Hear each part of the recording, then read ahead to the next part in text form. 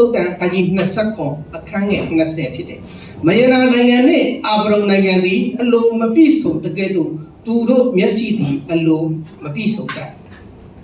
တုတ်တန်20ခွန်20မှာရှိတယ်မယနာနိုင်ငံနဲ့အာဗရုန်နိုင်ငံဆိုတာမပြည့်အလိုမပြည့်စုံဒါကသမုတ်ပြာနဲ့လည်းကျွန်တော်တို့ခိုင်းတိုင်းတာဖြစ်တယ်မလောက်ပဲမိုးရွာမပြည့်ပေါ့လူရဲ့မျက်စိသည်လည်းအလိုမပြည့်စုံကျွန်တော်တို့အမြဲလိုအပ်တယ်ကျွန်တော်တို့ shopping နဲ့ပဲလိုချင်တာတွေပဲကျွန်တော်တို့ပေါ်လာတာဖြစ်တယ်အဲ့တော့ဒါကြောင့်ကျွန်တော်တို့ရဲ့လိုအပ်ခြင်းကအမြဲတမ်းကျွန်တော်တို့မကုံဆုံးနိုင်ဘူးဆိုတော့ကျွန်တော်တို့တတိထားရမှာဖြစ်တယ်အဲ့တော့ခုနကကျွန်တော်တို့ကျမ်းစာဖတ်သွားတဲ့အခါမှာဘာတွေတွေ့ရလဲဆိုရင်လောကီတမချင်းနော်မျက်စိတမချင်းနဲ့လောကစီးစိမ်ကဝါကြွားခြင်းဆိုတာတွေ့ရ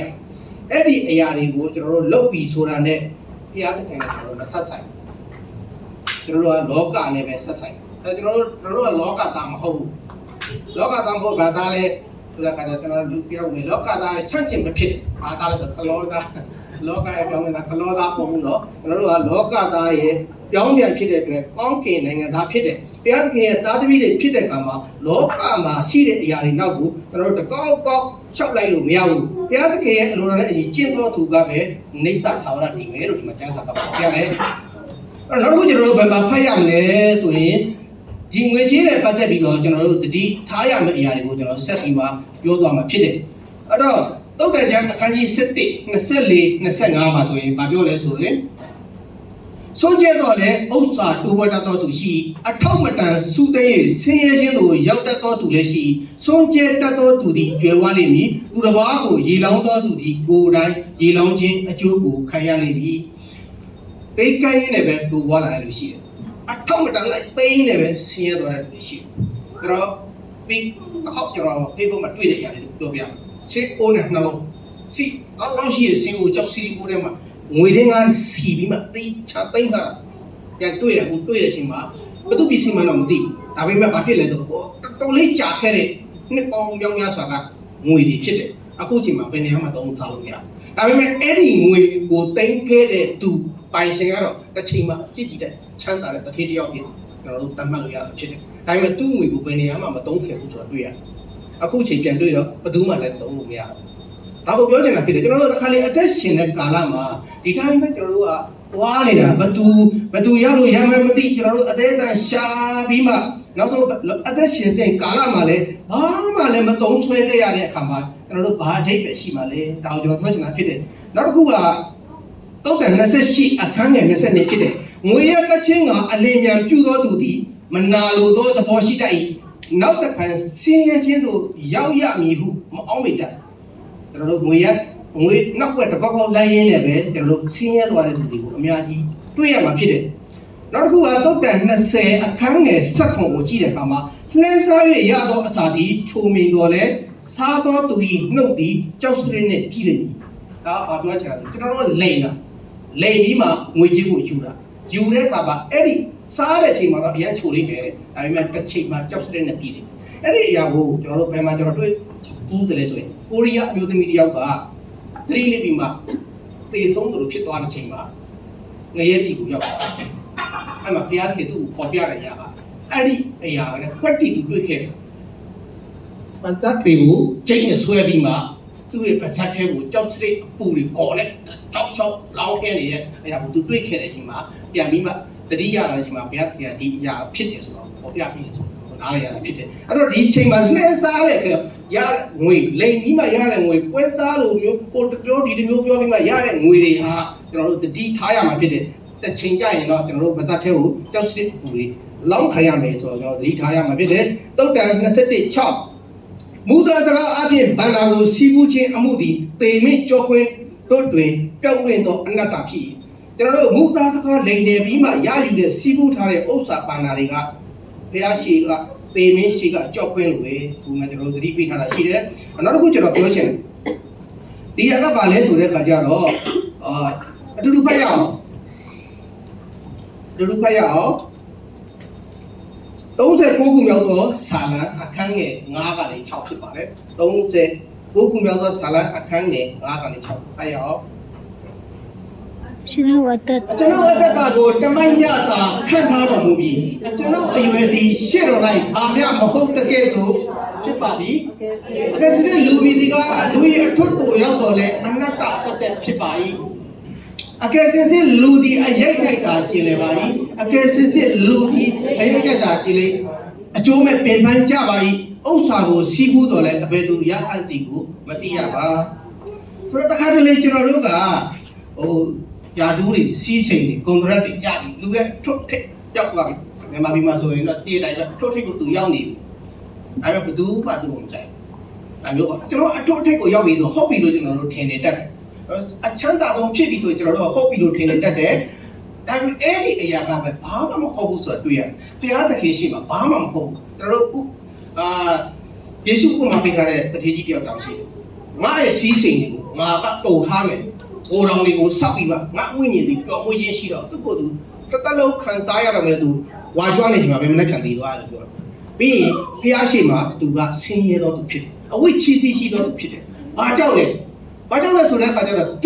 သူရတဲ့စီးစိမ်ကဘသူ့ကိုမှမဝေမျှခဲ့ဘူးဆင်းရဲဒုက္ခရောက်တဲ့သူတွေကိုဘသူ့ကိုမှလည်းသူမပေးခဲ့ဘူးသူအတွက်ပဲသူ့အတွက်ပဲလုပ်တဲ့အခါမှာဘုရားသခင်ရှိမှအဝိချီစီရှိပဲပြောတာဖြစ်တယ်ဒီလော်ဒဂီအတင်းတော်မှာလည်းဗျာဒိတ်ကျမ်းမှာဖော်ပြထားတယ်လော်ဒဂီအတင်းတော်ကအဲ့ဒီချိန်ကအရန်ချမ်းသာတဲ့အတင်းတော်သို့တော့ဘယ်သူ့ကိုမှမကူညီခဲ့ဘူးဒါကြောင့်သူတို့တွေဘုရားသခင်ရှိမှအဝိချီစီရှိမှတင်းတို့ကအလုံးဆင်းရဲတယ်လို့ဘုရားသခင်ဖော်ပြခဲ့တယ်ဆိုတော့တွေ့ရတာဖြစ်တယ်ဒါကြောင့်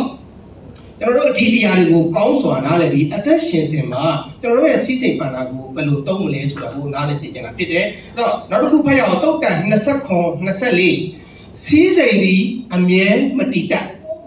ရှင်ဘုရင်ဤစီးစိမ်တော်လဲလူမျိုးအစဉ်ဆက်မတည်တတ်တုတ်တန်29-24မှာဖြစ်တယ်။အဲ့တော့တင်ဘလောက်ပဲရှာအဲ့ဒီစီးစိမ်တွေကအမြဲမှာမဟုတ်ဘုရင်ရဲ့စီးစိမ်တော်မှာသူ့မျိုးအစဉ်ဆက်မရဘူး။အဲ့တော့ကိုရှာဖွေခဲ့တဲ့အရာတော့ကိုသားသမီးကခန်းစားခြင်းမှာခန်းစားရမြန်မာပြည်မှာအခုလက်တွေ့ပဲကျွန်တော်တို့အိမ်တွေဆောက်တယ်ဒီမှာမလေးရှားမှာလက်တွေအများကြီးကုန်ပင်ပန်းပြီးမှအိမ်ဆောက်တယ်ပြီးတော့ဘုံကျဲတော့မီးလောင်တာကုန်သွားပြီ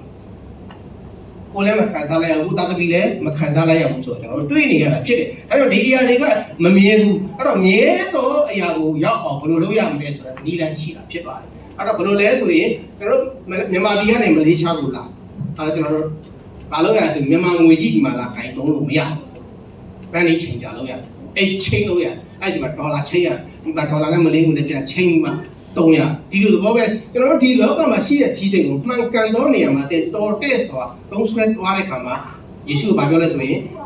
မမြဲသောစီးစိမ်ကိုတုံးချင်းအားဖြင့်ကောင်းကင်ပန္နာမှာသင်ကသိမ်းစီးထားပြီးပြီလို့ပြောတာဖြစ်တယ်။ဒါကြောင့်ကျွန်တော်တို့ရှိတဲ့အရာကျွန်တော်တို့ကပိုရှာလာတဲ့အရာကျွန်တော်တို့ထဲကနေမှာကျွန်တော်တို့ကအချင်းချင်းဒုက္ခရောက်တဲ့သူကိုကူညီဖို့ရတယ်အရန်အရေးကြီးတာဖြစ်ပါတယ်။ဒါကြောင့်အသက်ရှင်စဉ်ကာလလေးမှာရှိတဲ့အရာကမမြဲဘူးဒါပေမဲ့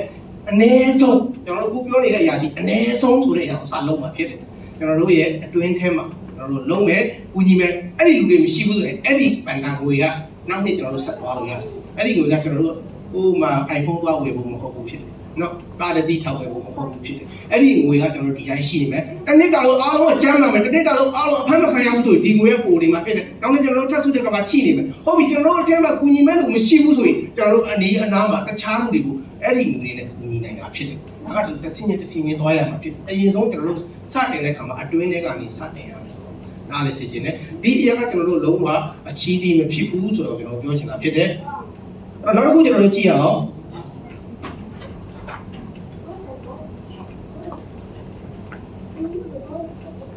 အဲ့ဒါဗာလဲဆိုတဲ့ခါကျတော့တိမောသေခန်းကြီး6အခန်းငယ်3ကနေ10ကျွန်တော်ဖတ်ချင်တာဖြစ်တယ်ဒါပေမဲ့ချိန်ကအရင်နေပြီဆိုမြန်မြန်လေးဖတ်ရအောင်တိမောသေခန်းကြီး6တိမောသေခန်းကြီး6 3ကနေ10ဖြစ်တယ်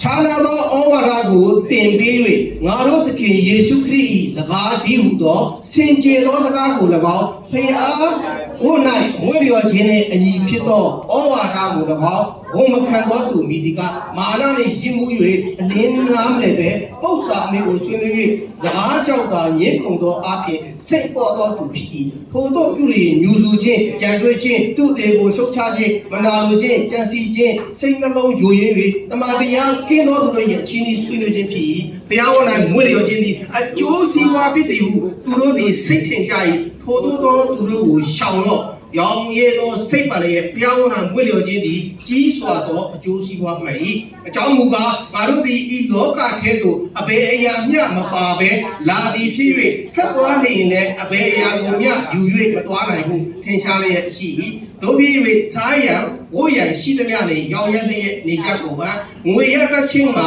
အလိုရှိသောသူတို့သည်အပြည့်သွေးဆောင်ခြင်းဖမ်းမိခြင်းမိုင်းမဲဖြစ်စီတတ်သောတတ်မဲ့ခြင်းများတဲ့သို့ကြာရောက်တတ်၏ထို့သောအားဖြင့်လူတို့သည်ကျိုးနေခြင်းပျက်စီးခြင်း၌နှိမ့်မွန်တတ်ကြ၏အကြောင်းမူကားငွေကိုတတ်မဲ့ခြင်းသည်မကောင်းသောမူလအပေါင်းတို့တွင်မူလအမြင့်ဖြစ်သည်လူချို့တို့သည်ငွေကိုတတ်မဲ့သောကြောင့်ယုံကြည်ခြင်းတရားလမ်းမှာလွဲသွား၍ပူပန်ခြင်းဝေဒနာများနှင့်ကိုထုတ်ချင်းခတ်အောင်ပို့ကြကျွန်တော်ဒီနှုတ်ကပတ်တော်ကိုကျွန်တော်အတူဖတ်သွားတဲ့အခါမှာအများကြီးပြောမှပြောမှာမဟုတ်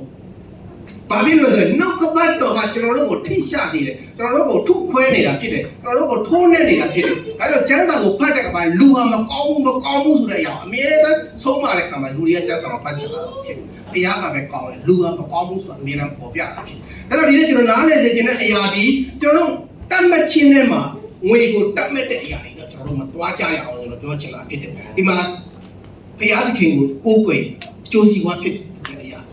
ဘောလုံးဝကျမ်းစာထဲမှာပေါ်ပြတာဘူးအဲ့ဒီလိုလူတွေကိုရှောင်ပါလို့ကျွန်တော်တို့ပြောနေတာဖြစ်တယ်အဲ့တော့ယေရှုကိုလက်ခံရင်ဘာမှဆင်းရဲစရာအကြောင်းမရှိဘူးလို့ဟောနေတဲ့တရားဒီလုံးဝကျမ်းစာထဲမှာမရှိဘူးဒီအရာကကျွန်တော်တို့ကိုလူတွေကို